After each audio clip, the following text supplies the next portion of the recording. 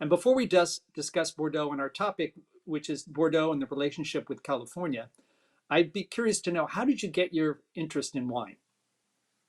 So the first wine that I really fell in love with was when I lived in Hong Kong, and I was not drinking great wine when I lived in Hong Kong at all. We used to get Paul Masson out of a jug, sharing it between friends.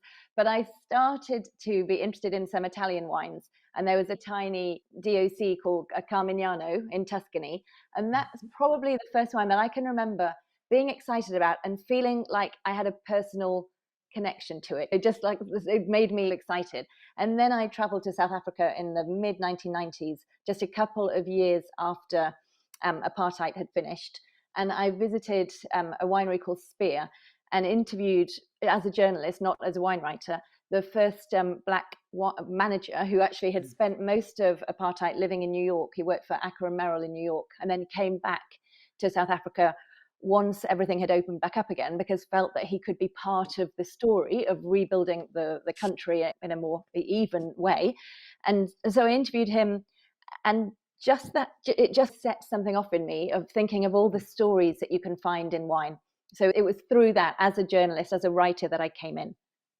That's great. And then when did you first visit Bordeaux?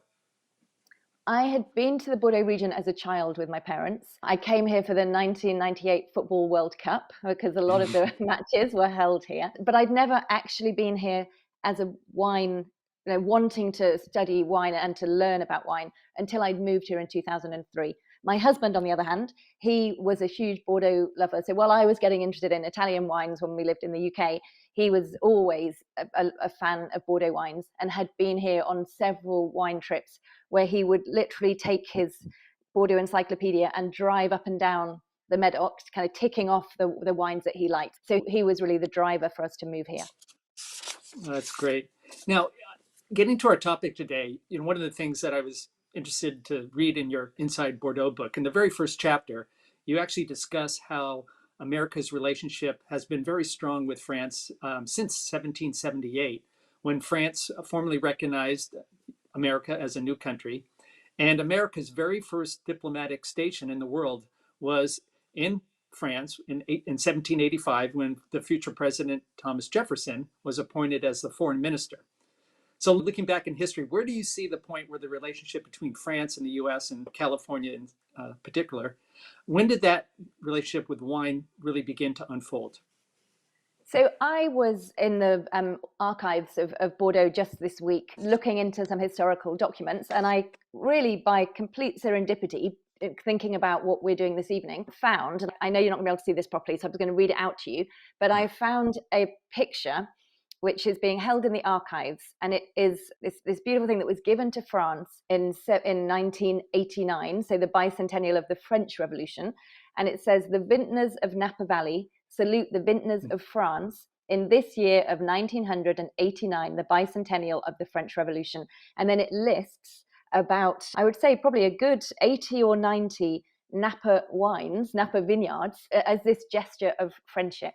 And if you look at the the American Revolution, the Marquis de Lafayette set off from Pauillac on his ship to go to the States. So you always have that incredible link. And then, as you say, Thomas Jefferson, he was the ambassador to France for about 4 or 5 years, but actually only visited Bordeaux a couple of times. There was John Adams, your second president, who was here actually prior to Jefferson. But it was Jefferson who had such a big impact going forward. And I have picked a special wine tonight for me to have a glass of wine while we're talking, which is Chateau Carbonier.